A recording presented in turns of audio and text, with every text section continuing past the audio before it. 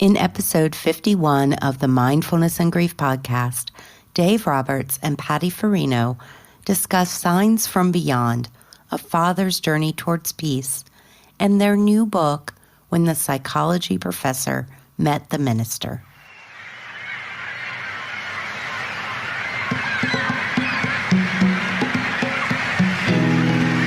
The Mindfulness and Grief Podcast is brought to you by Awaken, my meditation for grief program that helps you cope with the heartache and pain of loss with mindfulness-based practices for your body, mind, and spirit. Join Awaken to participate in weekly meditation for grief groups. Access the complete Mindfulness and Grief course library that features guided meditations and streaming video, and connect with people who understand what you're going through in our live sessions. Grief is hard enough. You don't have to do it alone. Learn more and join the community at meditationforgrief.com. I am your host, Heather Stang, author of Mindfulness and Grief and the guided journal From Grief to Peace. If you find this podcast helpful, please click on the subscribe button so you'll be notified of future episodes. And leave a review so other people can find the Mindfulness and Grief podcast and benefit from the teachings.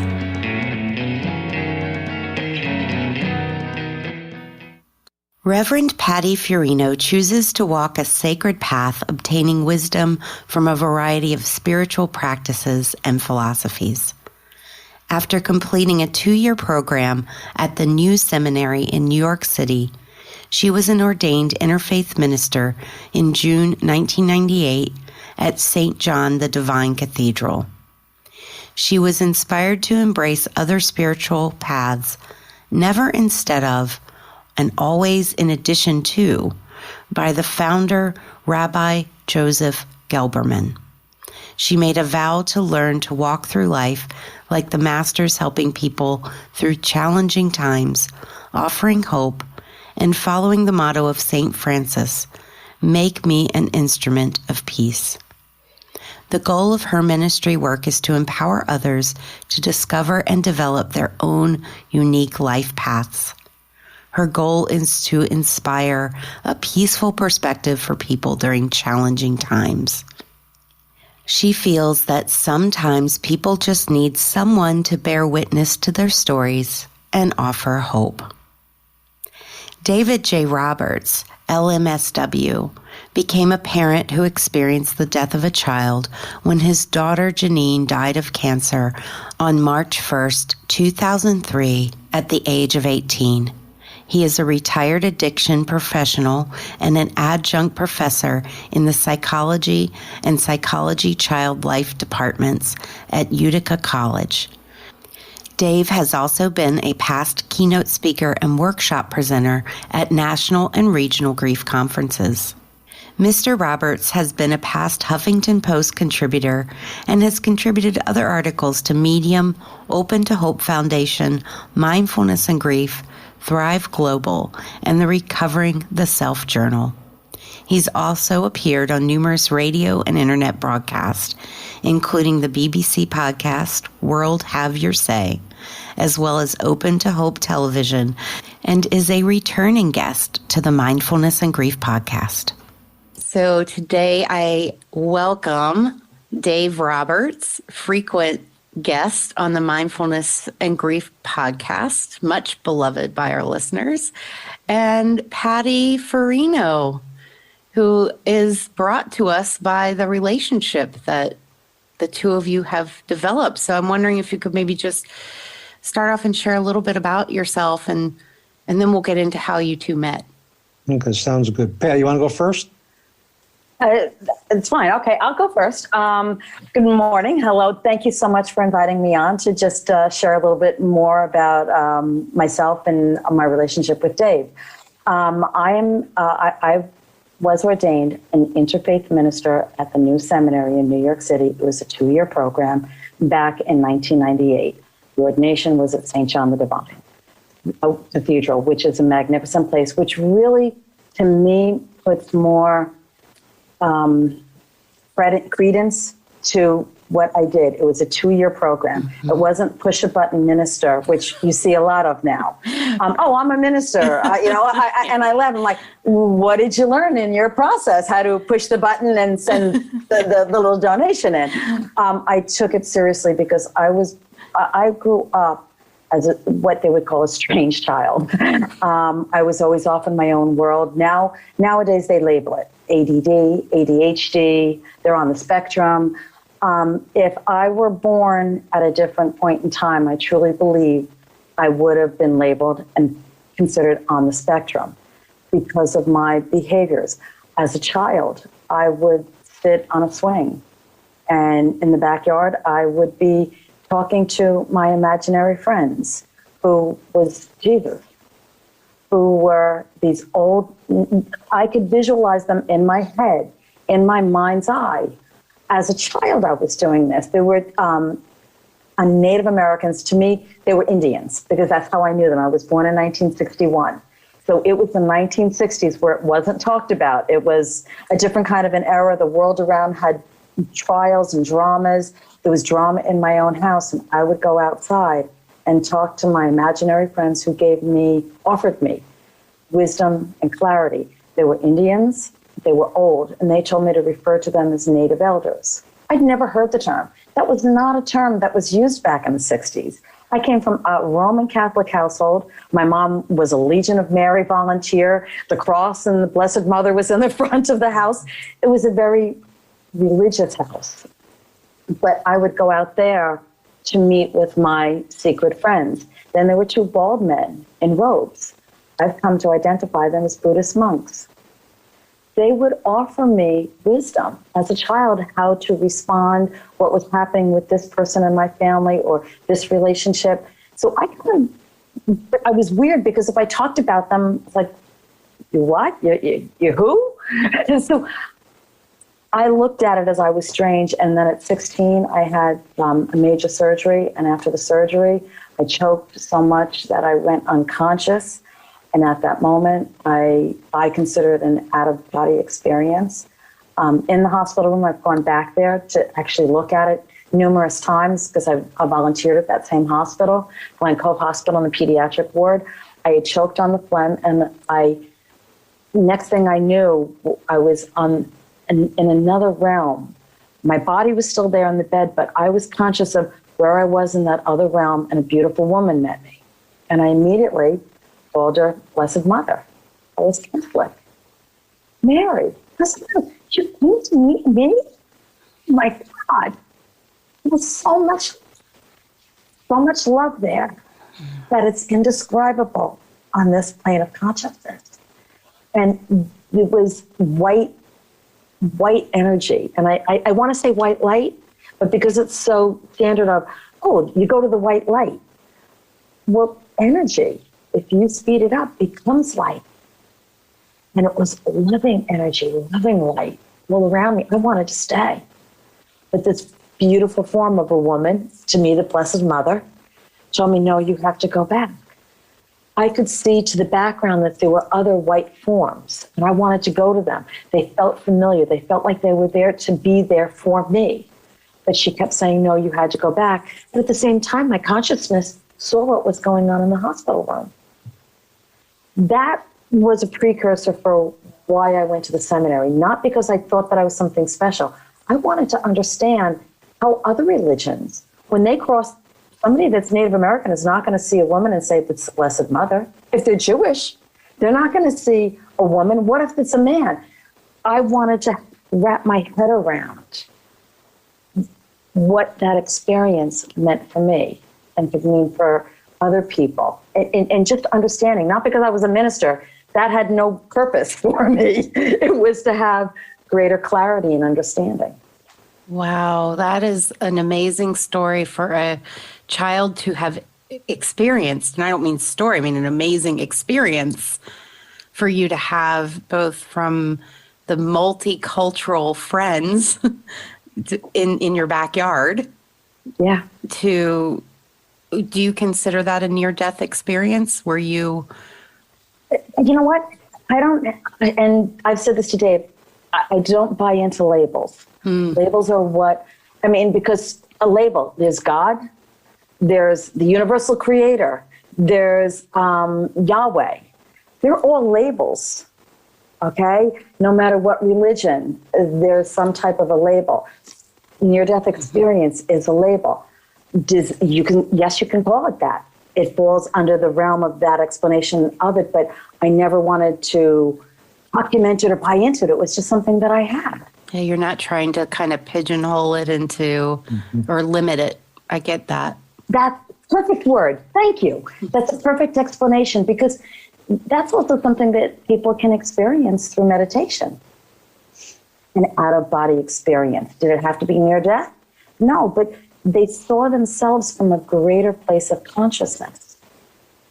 Right. It's a transformation from this realm of existence on this earth to something greater. And that's something that I recognize in a way that Native Americans talk about it in one book by Jamie Sams. It's dropping the robe. The body being a robe. And you drop the robe, and your spirit, that energy that propels the body forward to live a life, is now free of a human existence. Well, I'm going to shift over to Dave, because I know we're going to hear more about this. I want to kind of give it context. So, Dave, tell us a little bit about you, and importantly, how you met Patty. And this whole podcast is going to be the impact of the two of you coming together.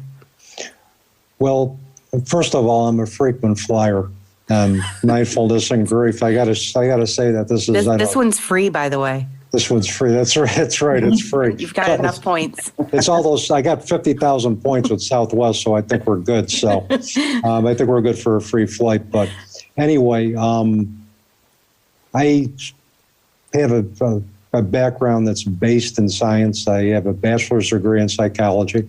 I got that in Utica College in 1977. 25 years later, I got my MSW, or Master's in Social Work, from SUNY Albany.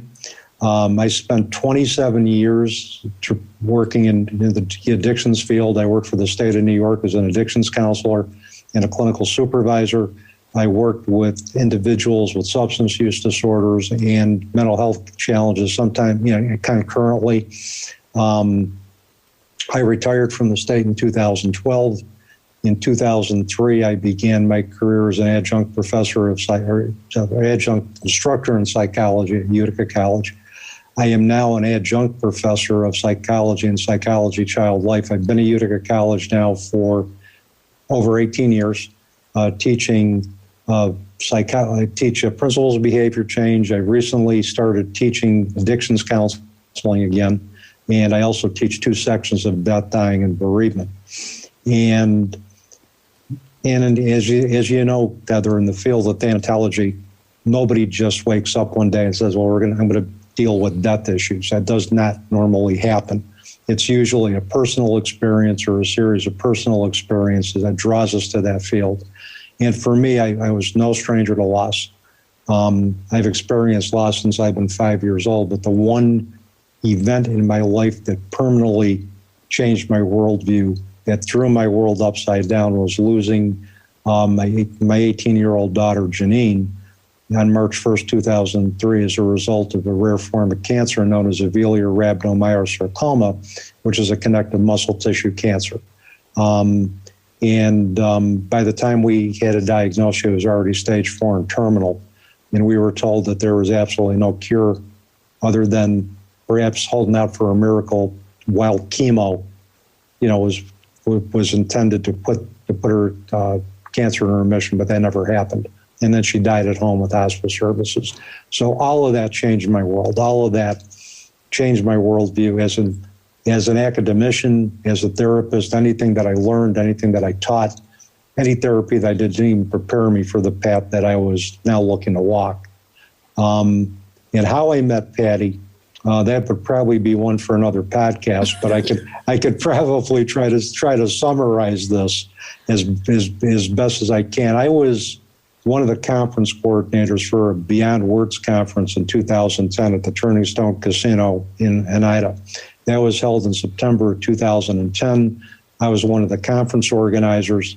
We had, as you probably are familiar with, Carla Blowy, Mitch Carmody, Sharon Strauss, all very individuals with very creative approaches to grief. So I get this call from this woman in Long Island. Her name was Patty Furino, and our registration was online, but for some reason her link didn't work. So we now look at the fact that we believe it was Spirit's destiny to bring us together in that way.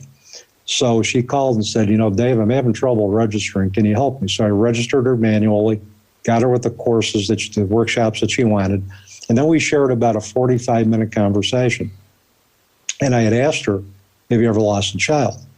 And because, that was the frame of reference that I had. This was 7 years after Jeannine's death. And she, with very gentle care, said, no, I never lost a child. But she asked me about me, and I told her about Jeannine.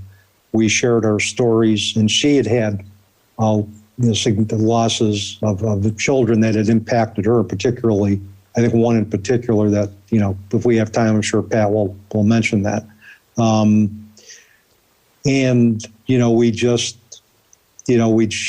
She told me, she goes, if you ever get out to Long Island, let me know and I'll show you my Long Island. So this was perfect. So we got to the conference, and we also vowed to give each other a big bear hug. So I saw her in the last workshop of the day, gave her a big bear hug, and she whispered to me, she goes, I think I saw a rainbow. I think it was a sign from Jeannine. She had asked me, do you believe in signs? And I had, gotten what I believed were signs from Jeannine. But I told her, I said, I don't really put much stock in that. And as I look back, it wasn't because of the believability in it. I had entertained the possibility, but where I was in my grief, every sign I got from Jeannine was a reminder of what I had lost. Now, every sign I get from Jeannine is a reminder of what I have. That's how my perspective shifted. But until I met Pat, I didn't understand the significance of signs and how it can help us establish continuing bonds or relationships with our loved one.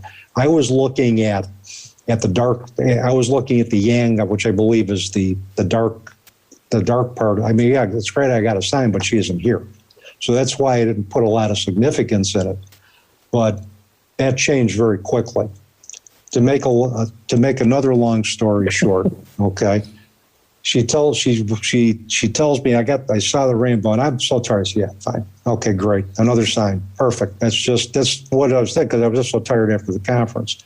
But the day after, I took Carla, Mitch, my wife Sherry, and Sharon Strauss. We went up to Old Forge in the Adirondacks just for a change of scenery. And they were having this very deep discussion in the backseat of the car. And I'm looking up to the sky and I said, I want to be where they are.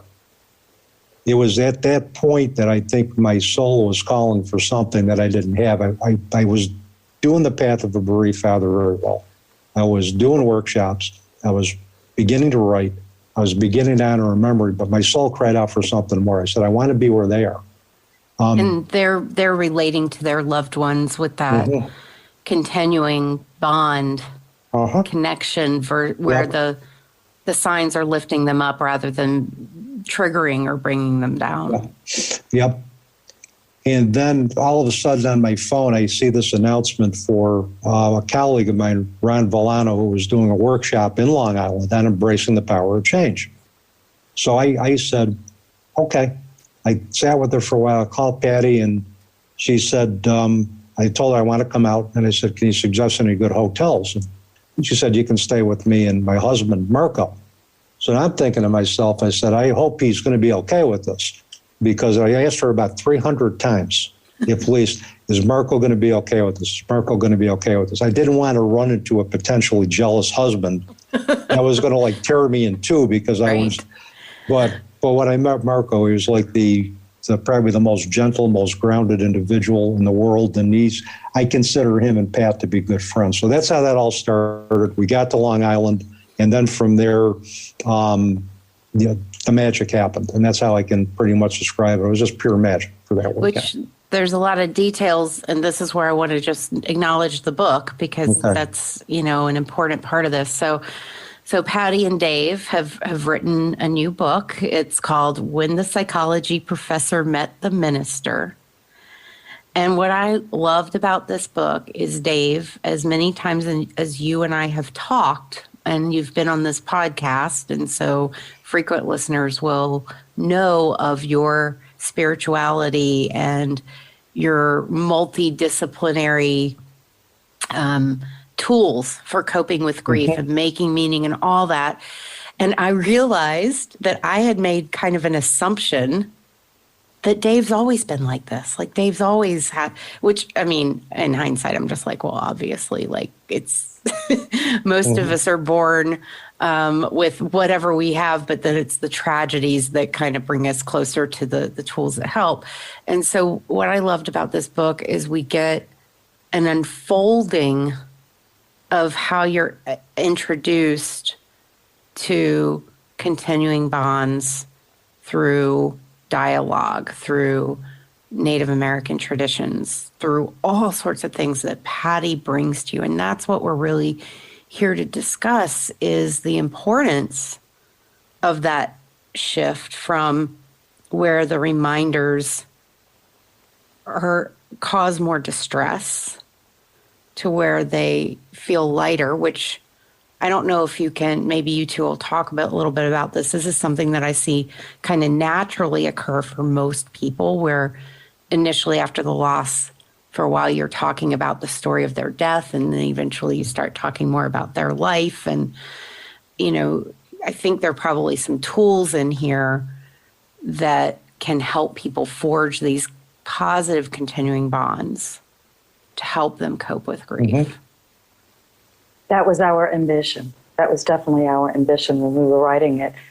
We sat during the pandemic from June. David had asked me back in 2019. He always said, Pat, people need to understand about this. People need to know how you've introduced me. And no, Dave, no, I don't want to. Because my only education, I went from high school and I became a mother, a wife. That was my priority. But in my free time, I wasn't watching TV. I was studying. I was meditating. I was learning. I was trying to wrap my head around, why are we here? What is it about death? What was I experiencing on the other side? And I have no other college besides the seminary and what the universe, what my wise spirits brought to me. So I was always trying to test what they brought to me to see if it were true. Now I'm sharing it with this man who's a adjunct psychology professor. He's working with people with addictions, because when I met him, he was still doing the addictions work as a counselor. And he always spoke from a place of academia. And, I learned this. And I opened up to him about what I had seen. And to him, he grasped it and it made sense. And then things started manifesting that were messages from his loved ones through me, because that's how far I've taken my connection. It's the true connection. And I always thought the fact that I became a minister. I went through a school. I can't be entertainment. I am no way going to be someone's entertainer. Right. You don't want to be a sideshow, or you have a lot of integrity in what you do. Yep. So it was just a friendship with the two of us. And it was about nightly conversations, nightly. So he kept saying, people need to know about this. This could help so many parents. No, Dave, no. And finally, in April of 2019, he asked, after another intriguing conversation, Pat, can't we write that book? And something in me shifted and said, yes, Dave, it's time. I think you're right. And we joked around saying, what are we going to call it? And it was pure joking. Yeah, when the psychology professor met the minister. And then we actually, in May of 2019, worked that summer writing each of our versions. And we went to Carla Blowy. Said, take a look at this. What do you think? She gave us the idea, she says, writing it from two different perspectives will be too difficult for people to understand. She goes, think about how you want to do it. And Dave and I decided to write it because it's really his opening awareness that the story is about, how he found these things out. And to me, I love the idea because it's an academic talking about it from a logical point of view, as well as a parent who has walked that path. And it's taking our private conversation. So we started, the first whole thing that we did with Carla, we didn't use any of it specifically as it was written with Carla. We took it and we took her advice and wrote it from Dave's perspective of his journey of evolution. I was wondering as I read it, because I knew both of you wrote it, and for those of you who read the book, and I hope you will, because it's a hopeful book, it's an honest book. There's some really beautiful, amazing stories and moments in there, but it is from Dave's perspective, and it's kind of when Dave meets Patty and Patty introduces Dave to things that change his way of thinking. And just how open you were, Dave, to what was being revealed. Yep. I want to kind of pop into the book, not by reading it or anything right now, but because hopefully you all will do that on your own. And this isn't an audiobook. But just not to do a total spoiler, but maybe offer a story about one of those moments when Dave, you felt a really deep connection with Jeannine through Patty. Wow, that was probably the entire weekend, but particularly as Jeannine was coming through Patty and was communicating, messages that I needed to hear for my ongoing evolution and to take my awareness to another level. One of the things that struck me, and this is the one that Patty and I there are two moments with this that struck me, and I'm going to share those two. The morning after the first night where the energy in that room was just unbelievable to the point where I had been shivering and I needed to have a couple of different blankets passed on me, just covered me so I could just regain my energy. I got up and Patty said, just help yourself to breakfast. So she got up shortly after I did. And she goes, what do you want for breakfast? I want oatmeal. So, and I got the oatmeal out and I was very careful not to make a mess. I was trying to throw, just put it out, spoon it very careful. And all of a sudden I see this look come over, much like my daughter would. I thought it was like my daughter, was actually present. Patty comes over and says, give me that. Just like that. She puts it in, and then she immediately apologizes. And I just started laughing. I just started smiling. I said, I looked at her and I said, Jeannine, is that you? And I literally, because I thought it was my daughter. It was like Jeannine's total physical presence took over Patty's body at that point. I thought that was Jeannine, because it was something Jeannine would have said to me. Just give me that. I'll scoop it. Okay. And so she immediately apologized. I said, no, that's just, I kind of figured it was Jeannine's shenanigans coming to the forefront. Then the second thing that happened, this was at the end, where Patty had put on a song for the both of us called Testify to Love by Wynonna Judd, and she began singing it. And she played it again. And then she gave me a backwards hug and said, I love you. And I said, I love you too, Patty. She goes, and she looks at me, she goes, it's Jeannine, you jerk. And I knew it was Jeannine. That's just how she said that. But it had to be presented that way, so I knew the situation was real. And I just smiled.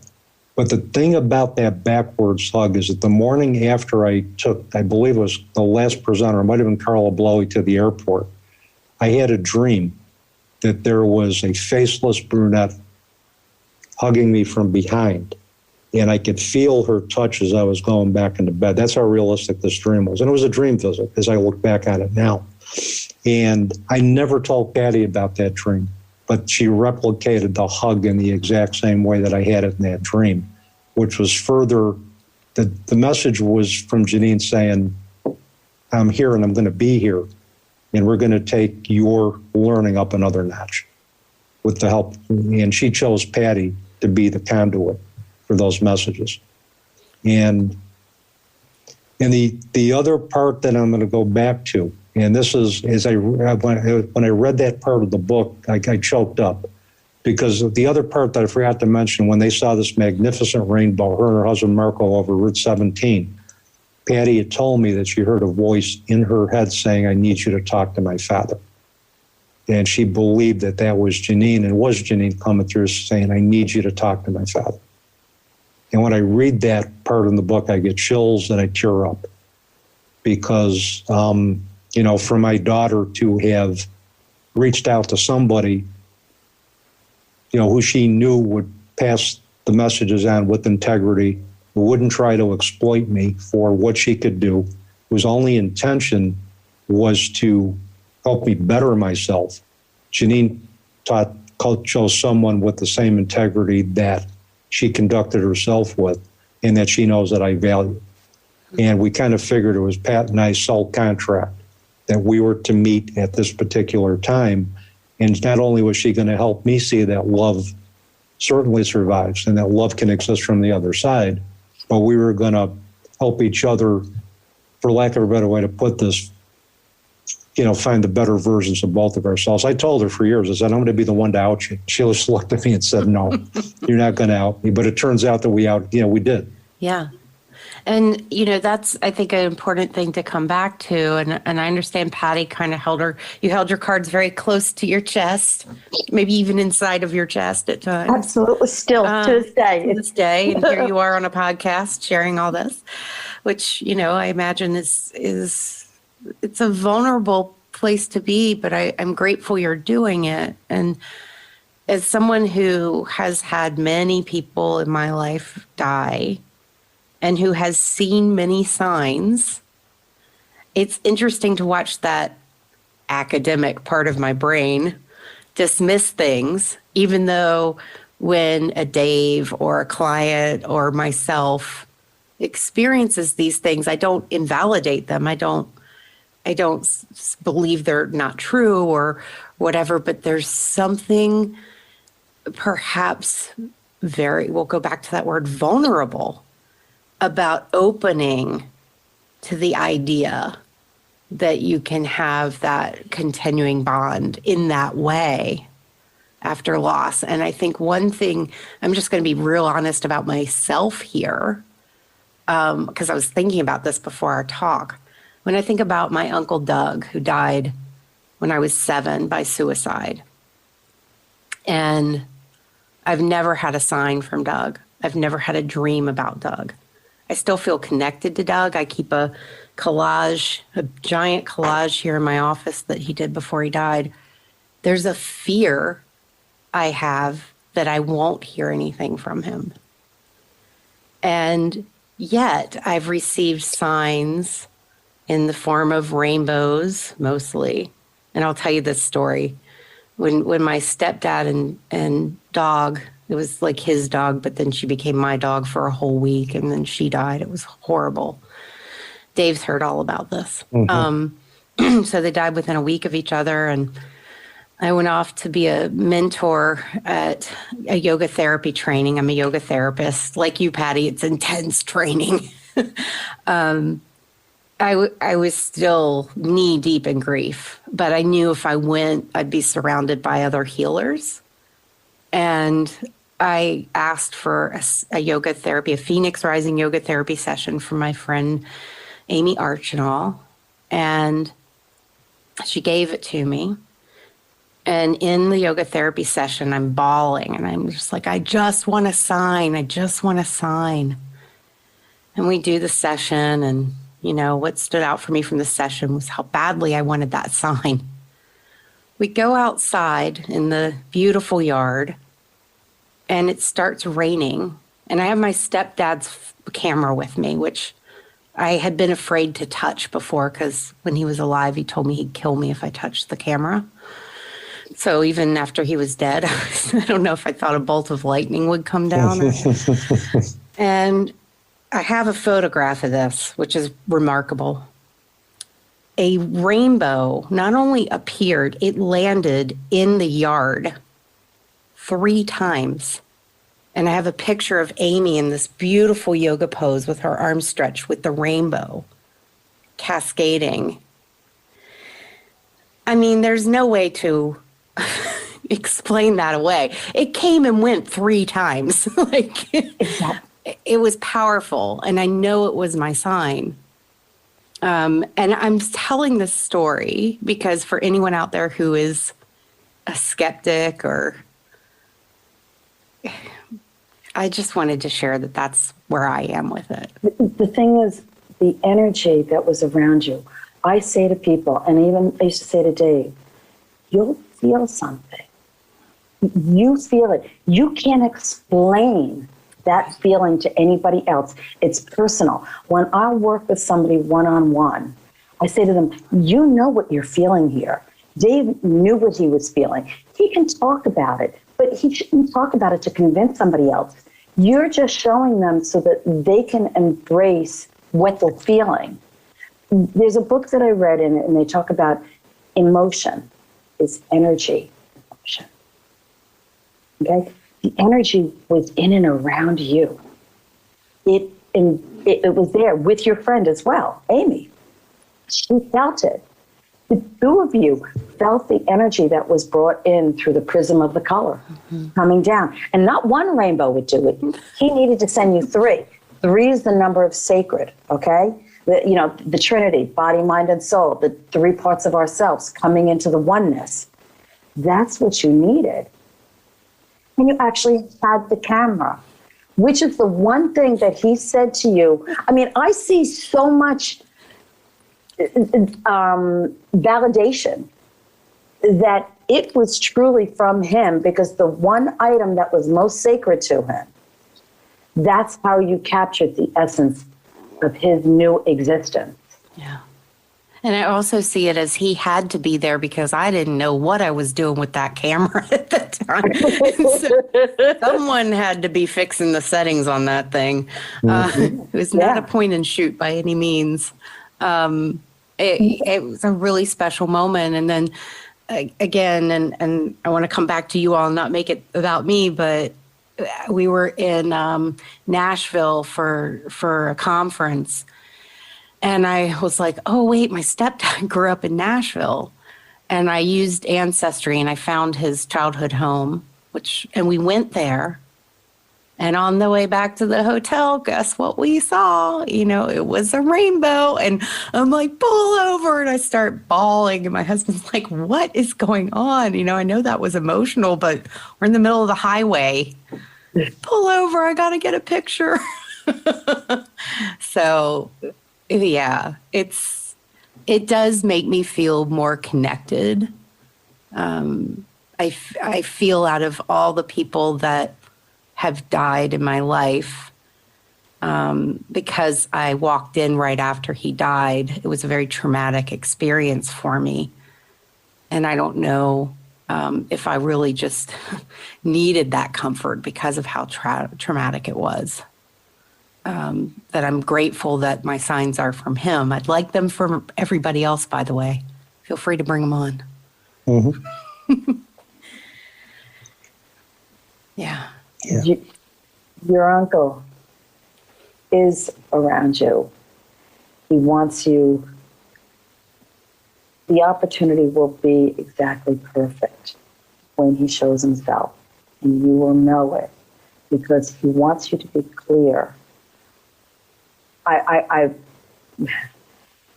On his choice to leave this existence. It was what his experience in the human world was not something that he felt as a human he could overcome. So it was in his transition, and it was his choice of transition. But he doesn't want to come, I get a feeling. Okay, it's just a feeling. This is what worked for me, which it's because I've never met you before or anything, and I'm feeling these things as you were talking about him. Immediately when you said my uncle that passed away from suicide, it was like, I hate that she always refers to me as the one that passed away from suicide. That's what the thought was in my head, that you don't refer to him as who he was to you when he was in the human form and how he touched your heart. You refer to him for the way that he decided to cross over. That's important. I'm sorry. No, it's okay. And if I could say something to him, I talk about Doug's death by suicide because to me it's important to shine a light on suicide and suicide prevention. I have somehow always understood why, which is I shouldn't say always. When I was 7, I didn't, but Doug's experience, whatever it was, because I don't know what his demons or struggles exactly were, but I can have empathy for him and a lot of love. And, in my work on the suicide hotline and prevention, it's always been important to me to try to help destigmatize that. And maybe part of it is learning more about the Doug before, which I was 7. So I have some memories. I don't have rich, deep memories, but maybe one of my paths towards that deeper connection, this is good stuff to talk about, is to, have more, my mom and I talk about him a lot, but there's probably more to be said. Go back to the early memories. Go back to the early memories. He wants you to understand what is remembered from childhood memories with him. I'm hearing, once again, start with the childhood. See who he was as a child. Ask the questions about, tell me, Mom, your youngest memories with Uncle Doug. Tell me about what he was like as a brother. Tell me how he responded to your parents. How did he respond to people in school? How did he respond when he became 10? Because what he wants you to do, and this would be helpful, is watch the evolution of his human experience. Yeah. Read his book, his entire book, and then you will have a better understanding, and then you will have a connection to him, so that you're not meeting Uncle Doug, the man who ended his life, ended his human existence. You will see the totality of his entire book. That's important to him. That's his teaching for you. It's to understand, and that's a teaching for every person. No matter if it's a child that passed because they were born medically fragile and passed within 6 months, a year, or the person that died of overdose, or the person that took their life in a violent way to hang themselves. It doesn't matter what that last moment was. It's looking at the totality of their life and what the totality of their life taught you. Because now you're getting to know him in the wholeness of that human experience. And then when he comes in as a soul, you'll have this feeling of, I know you now. Meeting you as the person that said, I'm done here on this planet. I'm out of here. You're meeting him as this whole person, knowing his childhood to the years where he started the double digits, to the years of teenage years where we start to think for ourselves and start to comprehend, I don't like that. Ooh, but I'm aligning with that. This person makes me feel real good. Ooh, and she really makes me feel good. Or he makes me feel really good. Or I'm not sure if I'm a male or a female. My body says that I'm a male, but my sensitivity says female. Those were all reasons why sometimes in the human experience, Spirit said they wanted to come down, and I'm going to be in that form, and I'm going to go through that. I'm going to go through that experience. But once you come down to the human level, it's not just about the strength of your own soul. It's about the reaction of those around you. Thank you for that. And, I think one of the things that I've always wanted to do, and I imagine some of the listeners who've had these early childhood losses, like go find the friends, you know, because family doesn't always disclose, right? Nope. And family doesn't always know.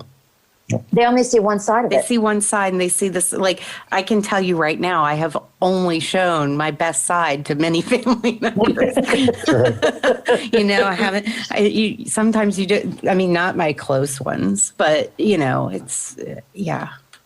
I understand that because I don't have a relationship with my siblings because I saw it differently. And to be in the space with them, I couldn't be myself. I change when I'm with them.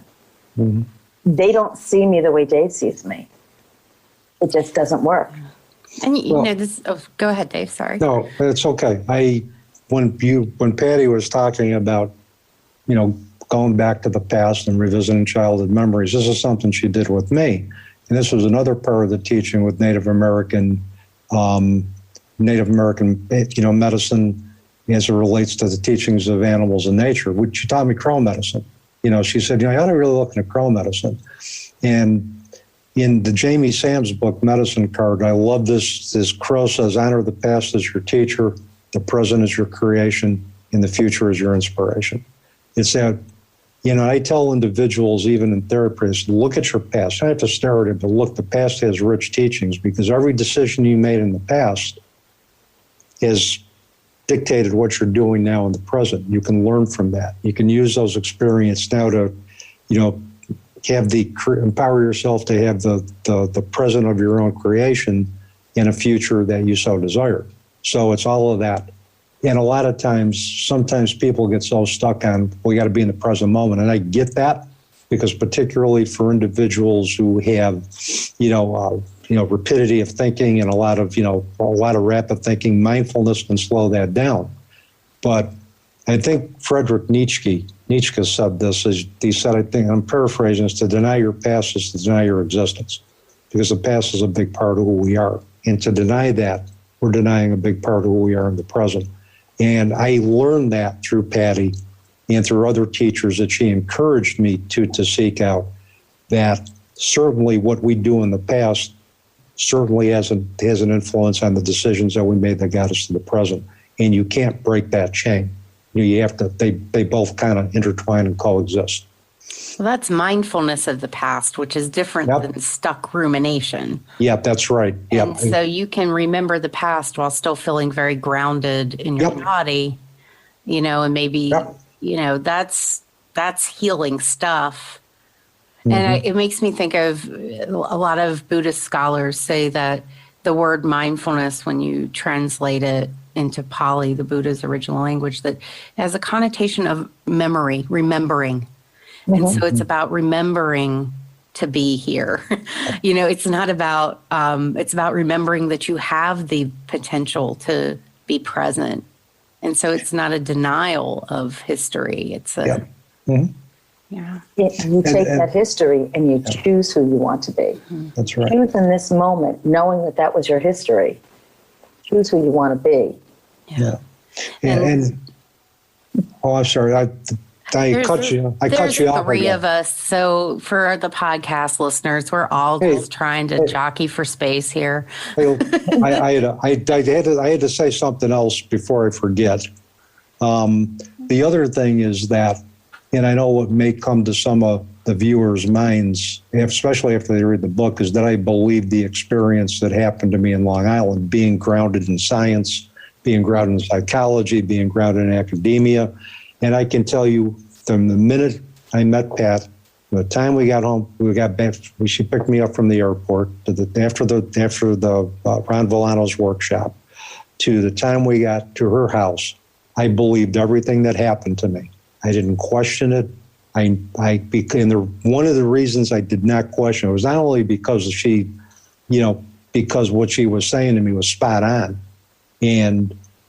but the other part of that was that I had asked for this. When I was in that car in September, I looked up and said to the universe, I want to be where they are.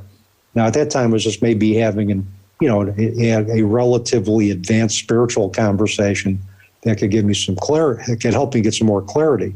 When I met Pat, it was a whole new perspective. I'm starting to now begin to entertain that we Do we survive death? How can I use this knowledge to further script my path, to create some greater level of awareness and embrace some peace? And beyond that, there were other teachings that unfolded as a result of her conversations, her guidance. And I need to say one other thing. She never tried to get me to buy into anything. She just planted some seeds. But I was so naturally curious because of my scientific background. And she was so believable and genuine and had so much integrity that I just said, I'm going to explore it. And she always empowered me to say, find your truth with all of this and let me know what you think. And I'm thinking to myself, the neurons are starting to fire. And I'm thinking, yeah, this is empowering me, and I'm getting some more perspectives at helping a lot of different areas beyond my daughter's death. Well, since we do not have all day to talk, even though we know we could, and I want you all to read the book because it dives deep into the moments of connection and clarity and love and just this beautiful friendship. And I think one of the messages you just gave us, Dave, with the whole you were asking for it, it's when the student is ready, the teacher will appear. Mm-hmm. That's kind of what this book is about and what happens when you meet your teacher and when your teacher meets you. Because, Patty, you were not unaffected because now you are outed, right? Yeah. And I'm grateful for that. I'm grateful for both of you. But for the listeners, who is it that you hope will read this book, and what do you hope they'll get out of it? Go ahead, Dave. Okay. Well, first of all, that's, academicians particularly, the psychology departments, thanatology departments, places that merge psychology with spirituality. Hopefully that they'll get, one of the things they'll get out of it is that it is possible to integrate different perspectives or parts of different perspectives without abandoning your core beliefs. We want also the younger generation to get this, to get our book, because it was designed, for future generations. And the part 3 of our book is for present and future generations, because we want young adults who we believe present generation is going to be the future for creating a more peaceful and inclusive society. As we mentioned, right now we're in the age of Aquarius, which is kind of where inclusivity, peace, and love can rule if we all come together and do that. So we're hoping the younger generation gets it, academicians get it in their hands, individuals who have experienced challenges of any kind. It could be, loss as a result of death, symbolic loss, or phenomenological death. It could be any of that. That will help them embrace a different perspective so that they can move through their challenges. They can embrace a perspective of peace, and also understand that we can continue to maintain bonds with our deceased loved ones or individuals who have left indelible marks in our lives. Their relationships do not die just because the physical body has. So that's a broad audience. But that's who we wanted to get into the hands of. Great. Patty, do you want to add anything to that, or did that sum it up for you? The one thing that I would say, the reason that I agreed to do it, Dave invites me into his death, dying, bereavement classes to speak to the students, sharing whatever I feel when I come into the class. That's why I agreed to do it, because after I would speak, I could see that there were many students in Dave's classes, those especially that go into psychology, that have that same expanded awareness that you have because of your yoga work, that Dave has attained because of this whole new understanding, that many from our generation, okay, I was born in the 60s, David's in the 50s, our generation is, as I put it, turning on the light and realizing, oh, there's so much more. I watched from when I was ordained back in the 90s that every corner had a nail salon, all about the book cover. And all of a sudden, every corner started to have yoga studios, mindfulness, Tai Chi, all of those things that are about wholeness. So that evolution has already started. I said to David, I'd like to work with you to do a book that they will use to help the younger generation understand wholeness, the spirit, how to nurture the spirit, the experiences of a human body, and how your mind works. So it's all three of it, mindfulness, the body, mind, and spirit, bringing it all together, because the older generation is not trying to convince them that it will come to them when they're ready. And everyone is a teacher. You put in there the things that David helped me struggle with, because I was a teacher for Dave, but I was also the student of Dave. And I was struggling with my expanded awareness when things that were happening beyond an understanding of my husband. It took a long time when we were writing and rewriting and editing for me to read chapter 6. And I wasn't going to put it in there. I couldn't do it. And I still get emotional because that was private. Yeah. It's not for somebody else's entertainment what I went through. And I needed to find somebody to help me process what I felt in that experience and what I saw in that museum, and how it affected my daughter, how it affected my husband. I had to get their permission. So this book, not for, we're going to be somebody else's entertainment. It's about the younger generation understanding those experiences that are very profound and change the way that they look at things. That there is more to human experience and to God, to heaven, to the spiritual, to spirit. And when you can finally start to understand, wrapping your head around it, you will walk with more peace within yourself, thus being able to find and help other people.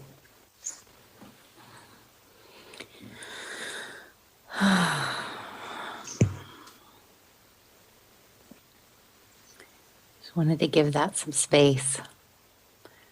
So we won't go into what happens in there because I think reading it is going to be really helpful. I want to say that I have had a lot of physical empathy and emotional empathy for one who has to carry awareness of injustices and hurts.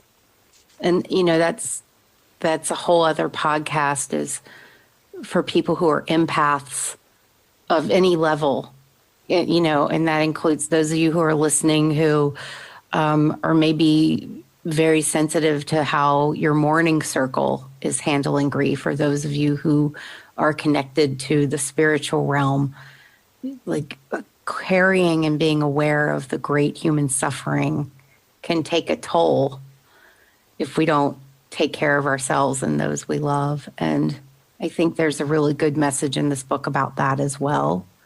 We didn't dive deep into the fact that this book touches into racial justice, and I think that that's important. It's a whole other podcast. I was glad that this book was so, is modern the word I want to use, so up to date, because you did write it during the pandemic. You did write it during this time of racial unrest, during this time where people are driven to distraction. And so I think it's not just a grief book. It's a way of living book. That was Spirit's choice. That was Spirit's choice, right, Dave? Yeah, it was. This whole book was driven by Spirit, and we didn't want to make it a grief book. We wanted it to be a way of living book, and to touch on all the issues that have been important to everybody in this country and in society, and just touch on that and allude to it. And hopefully with what we have shared through our stories, through, the specific tools that we share, hopefully it gives present and future generations some tools for navigating right now. It's just a very, uncertain world right now in a lot of different levels. Where can people find you and the book? Well, they can find both Patty and I. We have a website dedicated to the book. It's psychologyprofessorandminister.com. They can find the book directly on Amazon. If they go to Amazon and type in the title of the book, When the Psychology Professor Met the Minister, it will take you there. It is available on both Kindle and paperback format. And also, if they want to go directly to the website, there is a section about the book, and we have also a hyperlink to Amazon. If individuals want to email both Pat and I directly with questions about the book, comments about the book, they can email us at psychologyprofessorandminister@gmail.com. And we will have all of that on the show notes page, which is at mindfulnessandgrief.com. And you just click on the podcast button and look for When the Psychology Professor Met the Minister. And I know there is so much more that you both could share, but I think today will hopefully inspire people to kind of open and read the book. You'll learn some valuable tools. Yeah. I thank you both. Thank you, Patty. Thank you for showing up all present. And I know, this is mentioned in the book, like this wasn't necessarily where you thought you would be sharing this story. And I know our listeners are holding that sacred space for you. And thank you, Dave, for all that you have done for us as well. Oh, you're welcome. I'm sure you'll be back. Yeah, I've got to keep my frequent flyer mileage up there. So, I'm sure I'll be back too. Can I just say one thing? Please, yes. Thank you. You were so authentic. You truly got what the ambition was to write the story, and not just the story, but everything. Your empathy, your wisdom. You picked up on the wisdoms that were our intention to send on. Thank you, Heather. From the bottom of my heart, thank you. Thank you. Let's end this podcast with a virtual Zoom hug. And I know the listeners can't see it, but we're just doing a big embrace. Namaste, my friend. Namaste. Namaste. Namaste. Thank you for listening to the Mindfulness and Grief Podcast. Please help us spread the word and subscribe to this podcast or even write a review. A special thank you goes to our podcast engineer, Todd Campbell of Hub City Recording, and to the Atomic Mosquitoes who provide our theme music. This podcast is a service of the Mindfulness and Grief Institute. Visit us at mindfulnessandgrief.com to download your free copy of Navigating Grief and to learn more about our Awaken Meditation for Grief group and one-on-one support. I am your host, Heather Stang. May you find some peace in knowing you are not alone. And please be gentle with your grieving heart as you move through the rest of your day.